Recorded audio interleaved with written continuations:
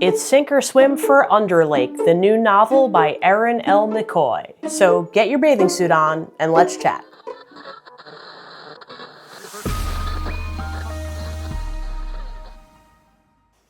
Hi, I'm Amanda, and this is Spineless Books, your one-stop spoiler-free shop for all things audiobook. I first heard about Underlake by Erin L. McCoy from a colleague who gets advanced reader copies for certain publishers, and she told me this one was really unusual and I should look out for it. So I put it on hold from the library before it was even released, and I was super excited to get one of the earlier copies of it. This book might be one of the strangest books I've ever had to categorize. It's not really speculative fiction, it's not really literary fiction, it's not really fantasy, it's not really science fiction. It's sort of a weird amalgamation of all of those genres, and it's just unique. The plot is not like anything I've ever read before. It's set 30 years after a town decides that they need to create a dam, which will then form a lake. And many of the people in the town are asked to evacuate and leave their homes because the lake is going to essentially end up right where they live. But some of these people decide instead of vacating their homes for this lake, they're going to instead prepare their homes to live under the lake. So now 30 years has passed and we're in present day, and there's really no idea what these two societies, if one is even existing or not. But of course, because we know the story has to have a plot, people have survived under the lake. This all comes to light when a marine biologist named Ada is asked to teach a random woman she's never met before how to dive. She's been asked by a man in the neighborhood named Clark, and it's a really weird favor for Clark to ask. And Ada has some PTSD from a friend that she lost during a dive expedition. So she really hasn't been in the water, and she wants to say no. But the problem is her mother's house needs repairs, and Clark is the one who can do it. So it feels like a reasonable exchange, but not one she's super excited about doing. As Ada gets to know May, the woman she's asked to teach to dive, May begins to tell her that she has always lived under the lake, and she is one of the only people, if not the only person, who has routinely passed between the world under the lake and the modern town, and Clark has been her contact. So she's come to Clark because she needs help finding her daughter who's gone missing. Her name is Daphne. So now Clark and May and Ada are all entangled in this search for Daphne, although it's primarily May and Ada. Clark is just sort of more of the land representative in the story. Initially, Ada is skeptical that May is telling the truth, but as it turns out, and they begin diving a little bit more, Ada sees her own evidence that May is not in fact lying. So things get interesting at this point because now you've got a newbie to the Underlake Society discovering it for the first time, and you've got May who's on this search. So there's a lot of plot points out in the water, for lack of a better term, throughout this novel. The book gives an interesting background about life in the Underlake.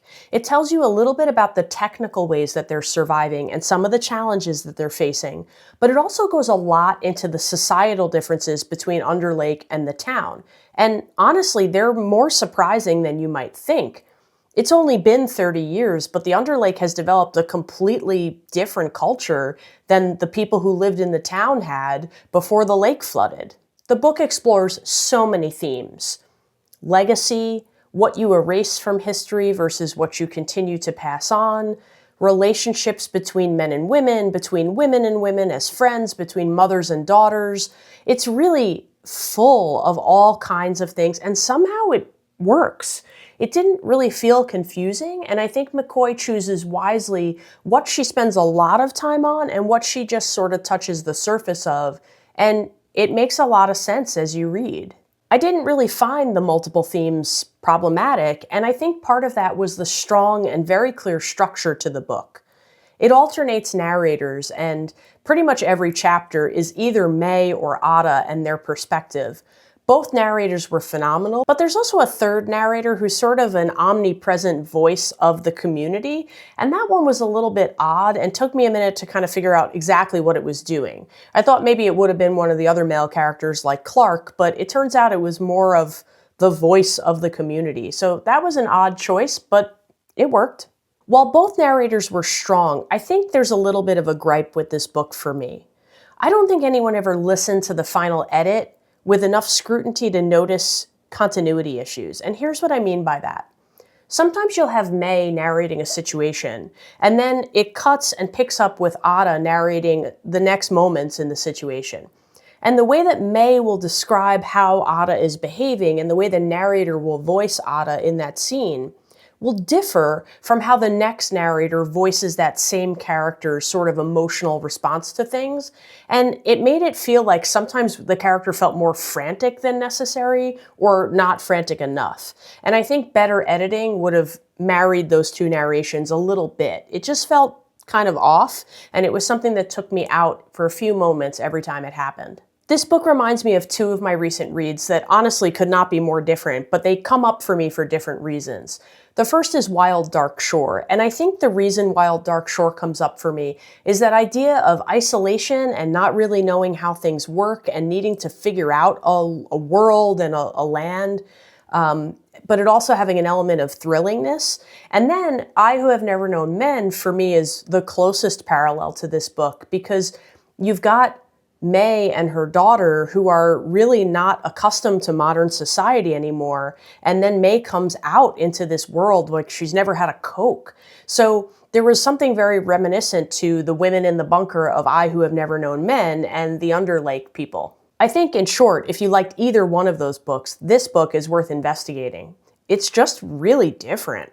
Overall, I gave this book a 4 out of 5. Was it perfect? By no means.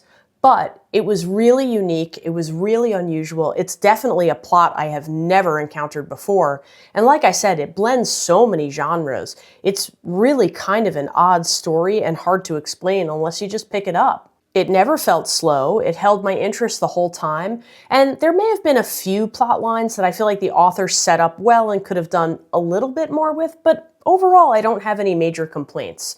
This was still a really solid read. But remember, you might love what I hate and hate what I love, so make your own opinion, but thanks for listening to mine. Please like and subscribe if you haven't already, it really helps the channel. I'll see you next time.